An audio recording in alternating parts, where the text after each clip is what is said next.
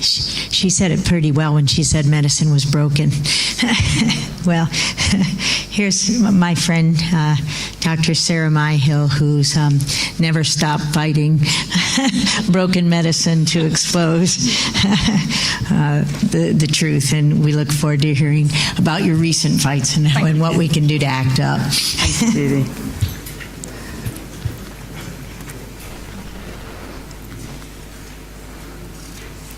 Does he wake up on his own? Oh, there we go. My current battle I'm fighting at the moment is against the PACE study that was published in The Lancet in 2011.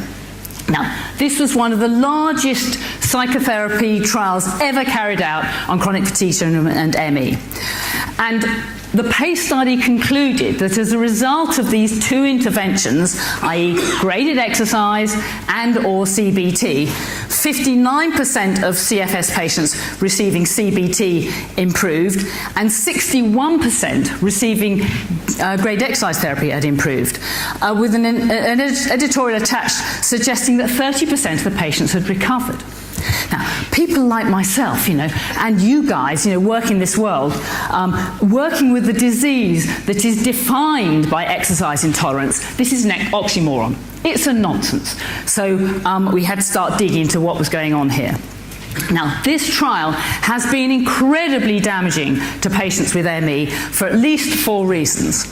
First of all, it's determined chronic fatigue syndrome as a psychological condition, which is, it's like saying cancer is a psychological condition. It's a complete and utter nonsense, and therefore they have been subject to therapies that actually make them worse. The bit underneath is the legal bit that you can ignore.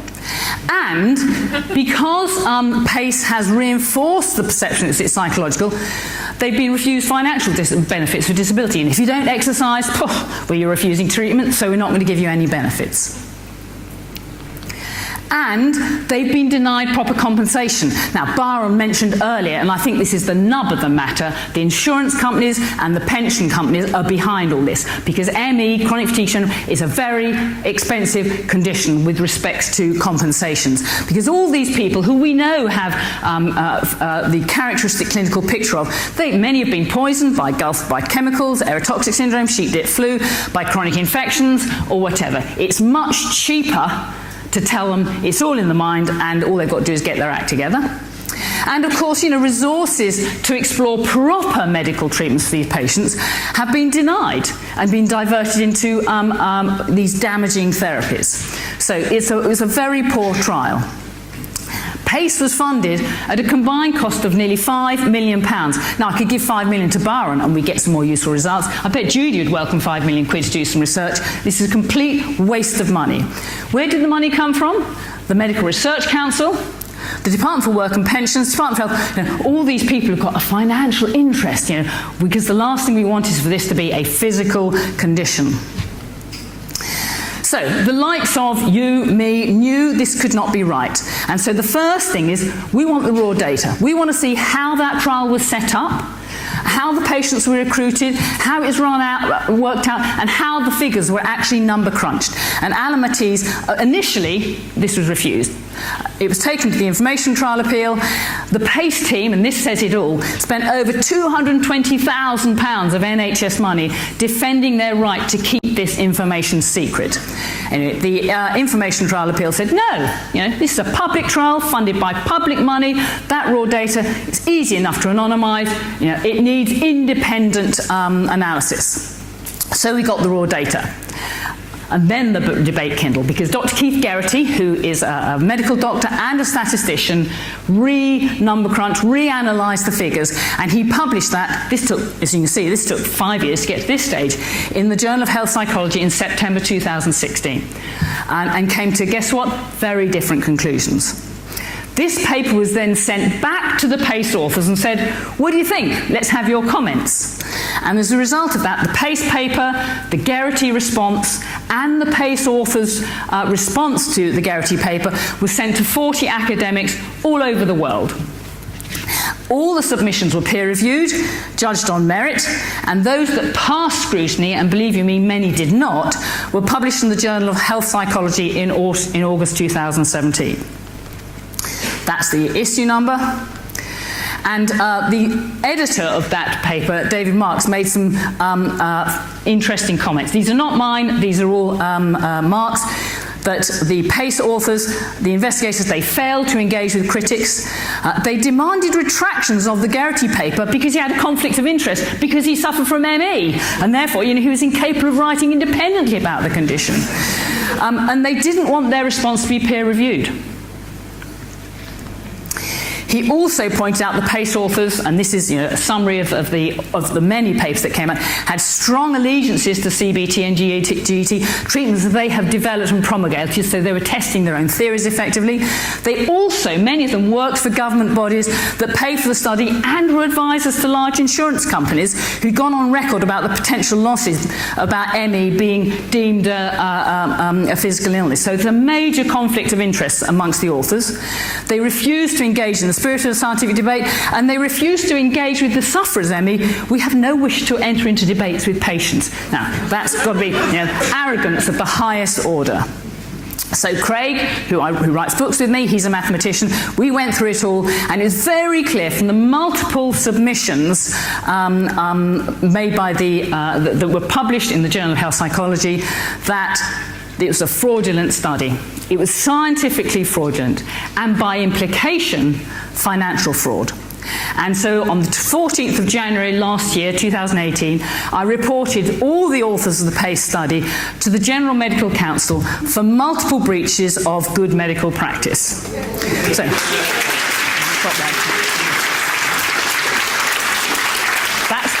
that's just the start of the story. So some of the highlights of the specific complaints, and I'll whiz through there. The top bit is what came out of the Journal of Health Psychology, and the red bit in my writing is my interpretation of that, which is that the statistical fraud had been uncovered. The PACE authorities they rewrote their paper and came to different conclusions. So they self-diagnosed dishonesty. This is not difficult. They moved the thresholds. They changed when they saw, as they were doing the trial, that they weren't going to get the results that they wanted to. They moved the goalposts in order to get a desired outcome. The participants of PACE were drawn from milder cases. So the very severe cases, well, they weren't going to include them. There was not proper independence in their sampling criteria. They contaminated the trial by telling those patients who were undergoing the graded exercise therapy and the CBT that this was a highly effective treatment, it was going to work for them, and they expected a positive outcome. You can't do that. This is supposed to be a trial. Some of the PACE teams, were also the Cochrane reviewers of the PACE paper. So this is like students marking their own papers. Oh, that was awfully good. Oh, I can see my daughter thinking that's a jolly good idea. And within days, it quickly became apparent that when they re-looked at the data properly, and this is in the Geraghty paper, the reported benefits fell dramatically, from 59 and 61% to just 20 and 21%. So, the independent analysis clearly showed that the PACE statistics were false and that CBT and GET were ineffective. The initial gains, they were followed up at 2.5 years, and none of the benefits showed the test of time. At 2.5 years, all the participants had relapsed. Again, if you're doing a trial like this, you should have some objective measure of improvement. How many patients came off benefits? How many got back to work, or whatever. There were none. There were no objective benefits. It was all self-reported changes. And again, during the study, when the PACE team realised that they weren't going to get the desired outcome, they changed the thresholds in such a way that some of the trial participants had reached the level required to be classified as improved when they entered the study. So simply doing that, hugely sways the results in their favour. Let's say, subjective measures rather than objective measures, as one of the commentators from the journal said, it's like using different sets of elastic tape measures at a Weight Watchers meeting. It's not objective, it's not consistent. Okay, and there were many other comments in the paper. And the summary of it, David Tulip, School of Public Health, California, White and his colleagues took £5 million in government funds and promised to bring back apples. Instead, they brought back pears, refusing to show anyone the apples they had rejected. Stephen Lubert, they were PACE investigating impartiality might reasonably be questioned. In fact, they were testing theories of their own illness. So there was no evidence whatsoever that any patients benefited. We can't conclude that those interventions are even safe. We know that about 10% of patients were made worse or very much worse, and other patient surveys show the same thing. So these treatments are not just ineffective, but they are positively damaging to many. Well, we know why, of course. They're not addressing the root cause of. This was Charles Shepherd's comment that these frauds merit a formal public inquiry. So what happened next? I submitted my complaint. What happened next is you got a knighthood. Well, he got knighthood before I complained about him, but I'm hoping to strip that. That's my next We then had a couple of rats trying to leap out of the ship.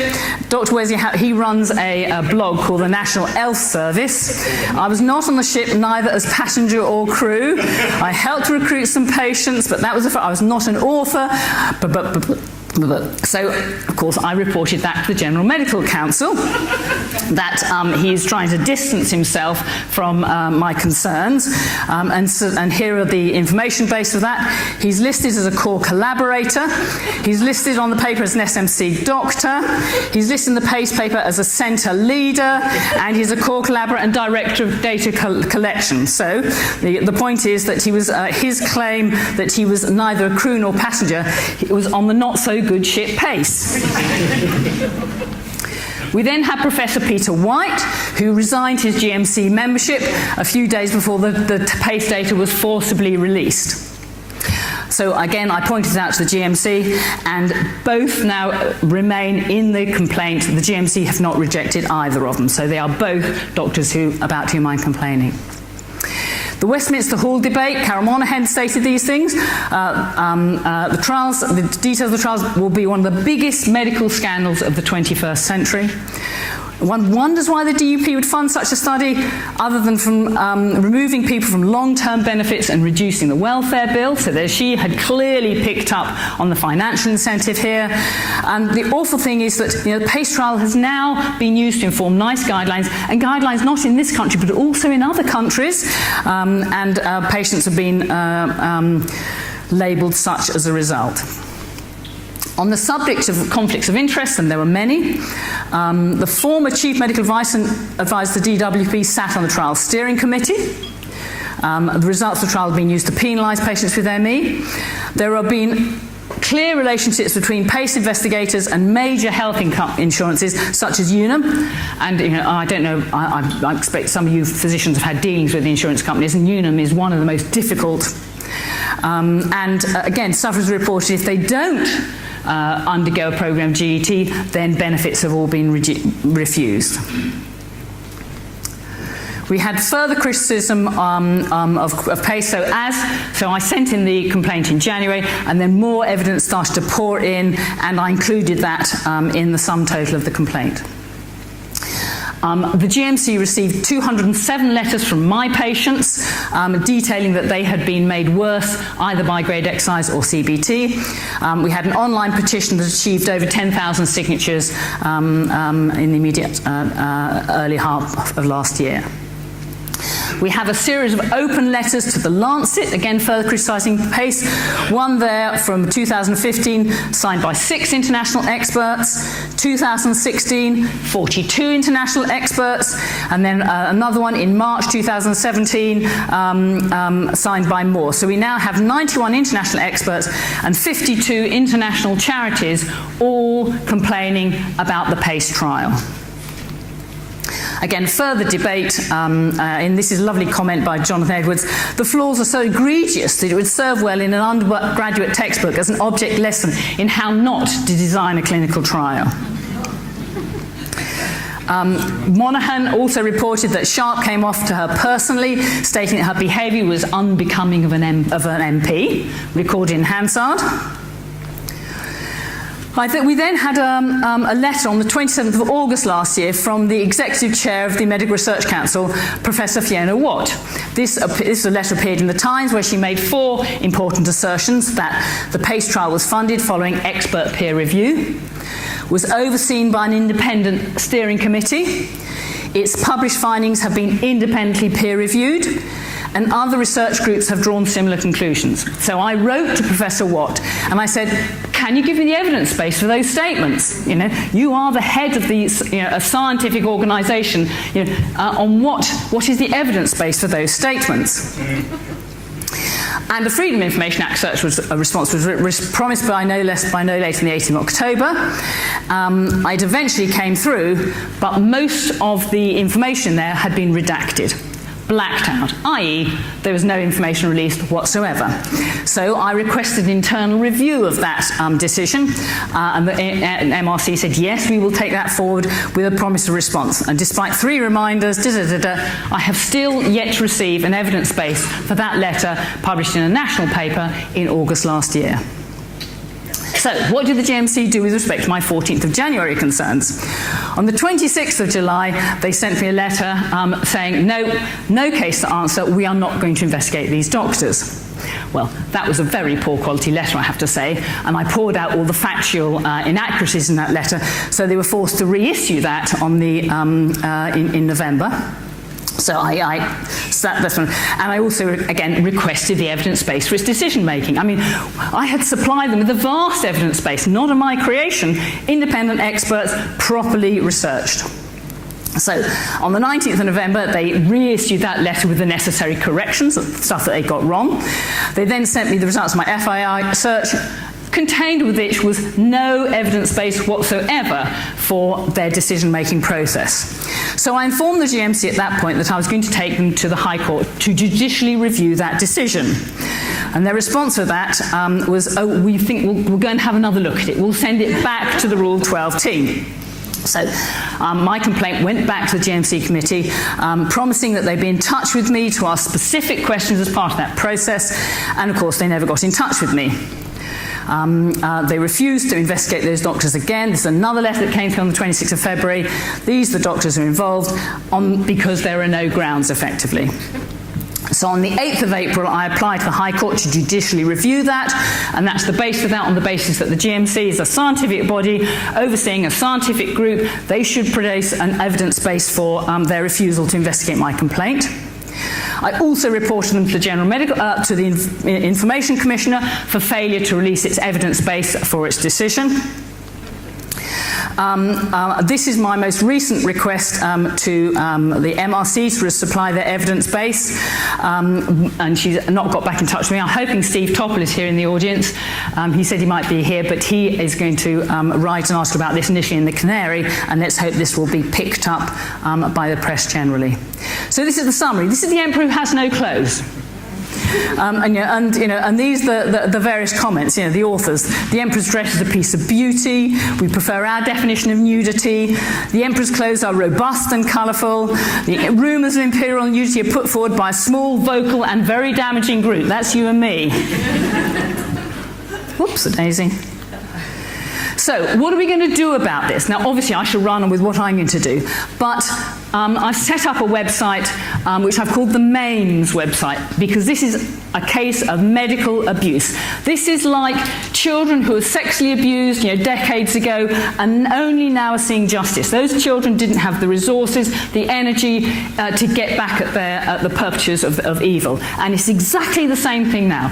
We have sick people who need proper medical care, who do not have the energy or the resources to fight back. And this has got to be the start of the fight back. And what I'm asking everybody to do is to go and see your local MP and sign him up to the aims of MAMES. We've got 157 so far who've shown interest. 38 have actually signed up, including Sir Vince Cable. The web page, we've had 2.5 million hits to date. So we don't need many more MPs, and then we can go and demand a proper public inquiry and get the biomedical treatment of ME properly established. Thank you very much.